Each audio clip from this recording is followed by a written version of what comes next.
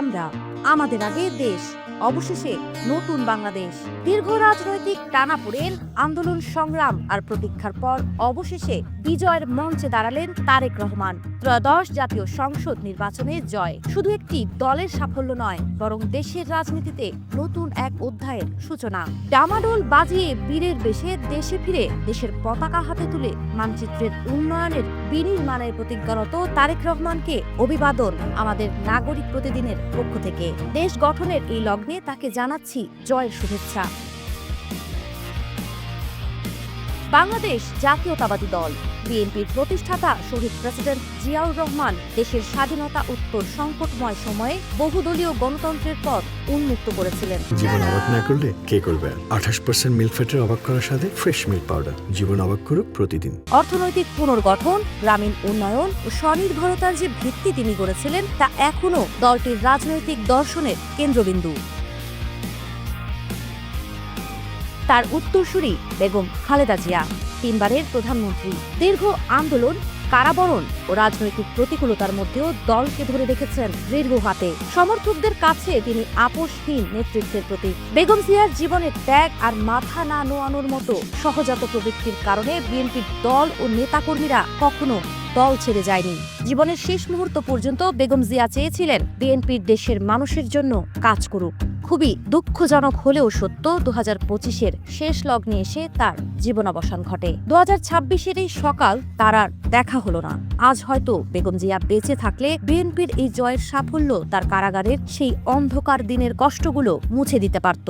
তিনি যেখানেই আছেন, হয়তো আনন্দ অশ্রুসিক্ত নয়নে নীরবে হাসছেন তার প্রিয় দলের জন্য।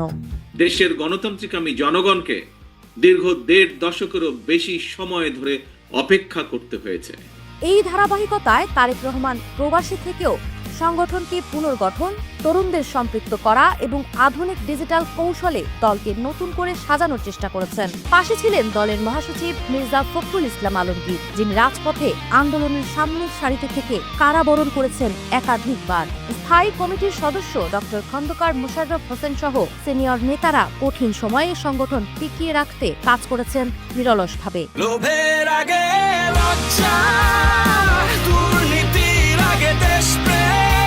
17 বছর প্রবাসী থেকে দলকে নেতৃত্ব দেওয়া, সংগঠনকে পুনর্গঠন করা এবং ডিজিটাল প্রচারণার মাধ্যমে তরুণ ভোটারদের কাছে পৌঁছে যাওয়া, এই কৌশলই শেষ পর্যন্ত ফল দিয়েছে বলে মনে করছেন বিশ্লেষকরা। এই জয় শুধু আবেগের নয়, এটি কৌশলগত রাজনীতির ফল। তরুণ ভোটারদের আস্থা অর্জনই ছিল বড় চ্যালেঞ্জ। আমরা এমন একটা দেশ প্রত্যাশা করি। নির্বাচনী ইশতেহারে তিনি যে প্রতিশ্রুতি দিয়েছেন, দুর্নীতির বিরুদ্ধে কঠোর অবস্থান, অর্থনীতির পুনরুদ্ধার, কর্মসংস্থান সৃষ্টি এবং গণতান্ত্রিক প্রতিষ্ঠানগুলোকে শক্তিশালী করা, এখন সেগুলো বাস্তবায়নের পালা। আমরা চাই একটি সুন্দর সমাজ, একটি সুন্দর দেশ। তবে সামনে চ্যালেঞ্জও কম নয়। রাজনৈতিক মেরুকরণ, অর্থনৈতিক চাপ এবং আন্তর্জাতিক কূটনৈতিক ভারসাম্য, সবকিছুর মধ্যে দিয়ে তাকে পথ চলা শুরু করতে হবে। সমর্থকদের কাছে তিনি আশার প্রতীক, বিরোধী দলের কাছে চ্যালেঞ্জ। কিন্তু বাস্তবতা হলো, ভোটের রায় তাকে দিয়েছে নতুন দায়িত্ব, নতুন পরীক্ষা। এখন শুধু হবে কাজ, কাজ এবং কাজের কথা। করব কাজ, গড়ব দেশ, সবার আগে বাংলাদেশ।